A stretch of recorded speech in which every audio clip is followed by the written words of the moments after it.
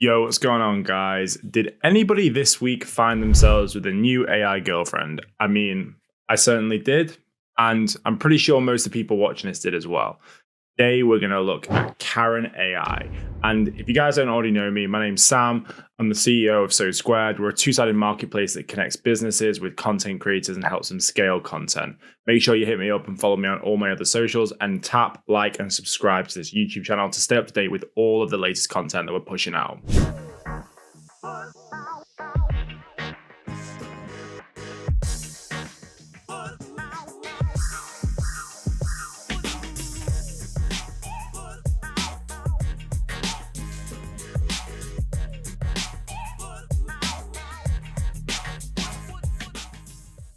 So influencers have changed the way that we interact with content and brands.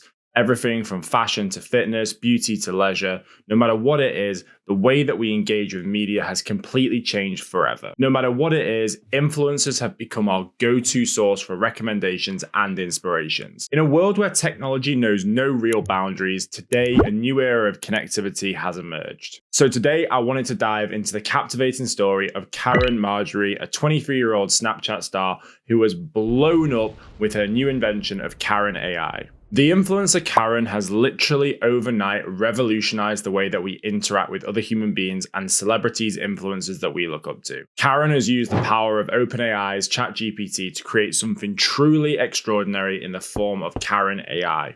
CarynAI is a virtual companion. It imitates her voice, her mannerisms, her personality, and it's all at the touch of your fingers for $1 a minute. CarynAI really opens up the world of possibilities, and it definitely blurs the lines between what is virtual and what is actually reality. Literally in its first week of being launched, CarynAI has done over $100,000 in revenue, and it's estimated that it will do around $5 million in the first month. To be honest, from me, I think it's absolutely genius. What a great business move.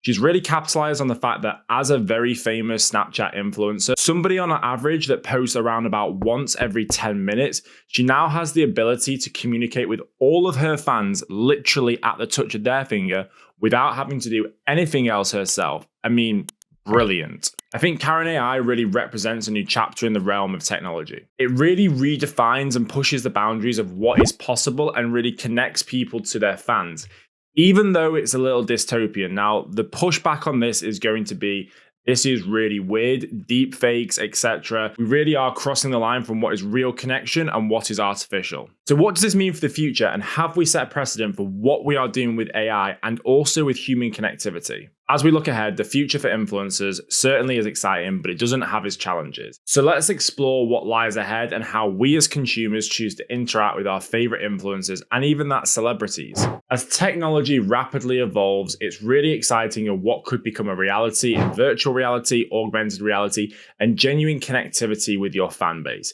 As an influencer, this has always been one thing that they've struggled with, and that's really keeping in touch with their fan base. Micro influencers typically tend to do it really well, but once you get to that macro stage, it's near enough impossible to keep on top of it without some significant machinery in the background. That immersive experience with your fans is something that's really going to propel influencers and ultimately is going to make them a better influencer. The problem is if everybody's doing it, when does it become far too dystopian and becomes definitely ingenuous, and it doesn't really have the same impact of what it once would have done? While the future is certainly promising and there's lots of excitement, I think it's really important to weigh up the pros and cons of what could potentially happen with something like CarynAI being replicated across hundreds of thousands, even millions of influencers. So in the positive sense, AI interpretations, deepfakes, whatever you want to call them, of celebrities, influential people, people that you genuinely look up to. I mean, I'm pretty sure most people have heard the Steve Jobs stuff. You've got Elon Musk, you had the stuff where Joe Rogan was actually interviewing Steve Jobs. This kind of technology really pushes the boundaries of what we can do. So I heard on This Week in Startups today that you could look at an example where you could get all past successful presidents, look at their memoirs, their biographies, all the stuff that's been written on them, put that into the model and really get a round table of people who could advise the current sitting president on what to do, say, with the Taiwan conflict and whether we should back Taiwan and get involved with China. What would be the right off-ramp? How can we deal with geopolitical risk? Having that advice and being able to almost ask questions with some of the most brilliant minds is something that I am super excited about. I mean, I am definitely going to be testing out asking Elon questions and also people like your boy Steve Jobs. You've then also got the evolution of virtual influencers. Now, we've done a blog on virtual influencers before.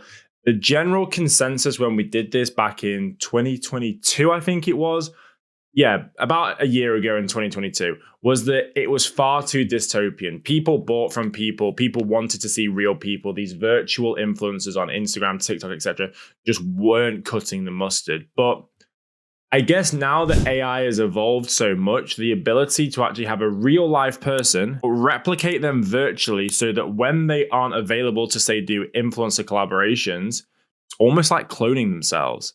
I mean, that's a really interesting thought when you think about it. Can you clone yourself? Can you get enough footage from your YouTube videos, your TikToks, your Instagrams, the voices, that everything that you've produced as a content creator? Will AI be able to create deep fakes so that brands can work with you as an influencer without you ever actually having to film the content? Now, that is a thought-provoking concept. It also kind of puts me out of a job, so hopefully that doesn't work. And then, as we previously discussed, engaging with your audience. I mean, as an influencer, this is fundamental to all things that you do. When you're starting out, you're a micro nano influencer, engaging in the comments, replying to fans, really kind of creating that sense of community is very important. This will allow you to scale this as your pages scale and will ultimately keep you closer to your fans. But again, the drawback of that is, will it actually keep you close to your fans when they know that it's just the AI bot speaking to you? However, the biggest concern around AI, and Sam Altman is in Congress at the moment, is the fact that how ethical is it? Now, deep fakes are seriously concerning. And we saw the run up with Donald Trump and they put him in like jailware. They put him in a random food diner.